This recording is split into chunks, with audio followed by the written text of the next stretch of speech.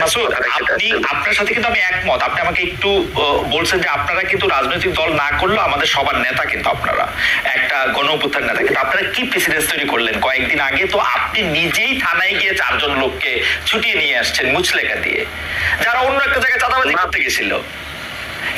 দেখেন হচ্ছে এই বিষয়টা নিয়ে অলরেডি আমার পার্টির পক্ষ থেকে আমাকে শোকজ করা হয়েছিল, ইয়া থেকে করা হয়েছিল, এটা রিপ্লাই দেয়া এবং হচ্ছে সবকিছু একটা তদন্ত হয়ে এটা বের হয়ে আসছে।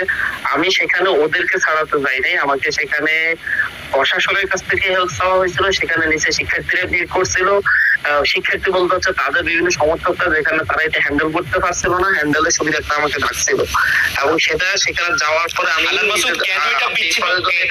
বিচ্ছিন্ন ঘটনা জানেন, আপনি পুরো হাতিয়াতে আপনি এখন সবচেয়ে বড়, আমি এটাকে কি বলবো, সবচেয়ে বড় মাতবর কাজী। আপনি অনেক বিচার করেন, আপনার কাছে অনেক লোক আসে, আমি এটা পজিটিভ অর্থে বলতেছি, কিন্তু মাতবর কোনো খারাপ শব্দ না। আপনি এটা করতেছেন, কিন্তু আপনার সাথে পরামর্শ করে টিএনও, আপনার সাথে টিএনও 2 বেলা পরামর্শ করে, অথবা আপনি টিএনওকে 2 বেলা ফোন করেন, এটা কি মিথ্যা? এটা মিথ্যা। কারণ ইউনুস যে ইউনো আছে, যারা আছে আপনি জিজ্ঞাসা করতে পারেন, আমি মনে হয় গত 3 মাসে 2 বার কথা বলছি কিনা সন্দেহ আছে ওনার সাথে। তাও হচ্ছে এবং হচ্ছে বিচারের কথা বলেন, ভাইয়া বলেন, আমি আজ পর্যন্ত একটা বিচার সালিশও করি নাই আমি নিজে ব্যক্তিগত ভাবে। এবং হচ্ছে আপনি একটু খোঁজ নিয়ে দেখতে পারেন, অনেক কথাই আপনাদের কাছে যাই এবং আমি স্পষ্ট ইউনো বলেন, ইউনোর সাথে আমার গত 3 মাসে 2 বার কথা হয়েছে, হয়তো বা সর্বোচ্চ গেলে এর বাইরে না।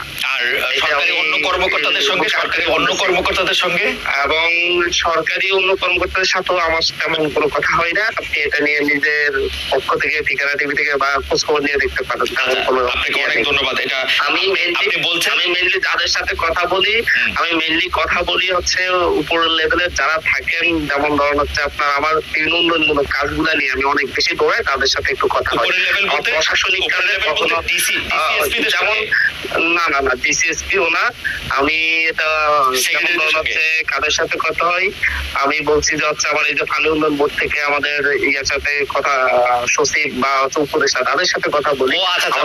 সচিব বা উপদেষ্টার সঙ্গে আপনি কথা বলেন, ঠিক আছে।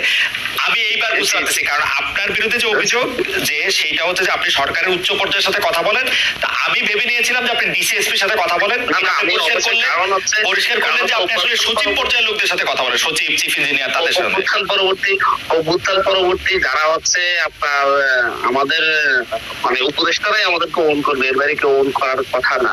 এবং আমার যখন হচ্ছে আমার দ্বীপের অনেকগুলো ইস্যু নিয়ে আমাকে কথা বলতে হয়, ফেরি নিয়ে আমি, এবং হচ্ছে নদী ভাঙ্গন নিয়ে একটা বড় প্রজেক্ট আমি ওনার সাথে কথা বলে নিয়েছি। এই প্রক্রিয়াগুলো নিয়ে ওনারা ছাড়া ওনাদের সাথে কথা না বলে এটা আদায় করা সম্ভব না আর কি।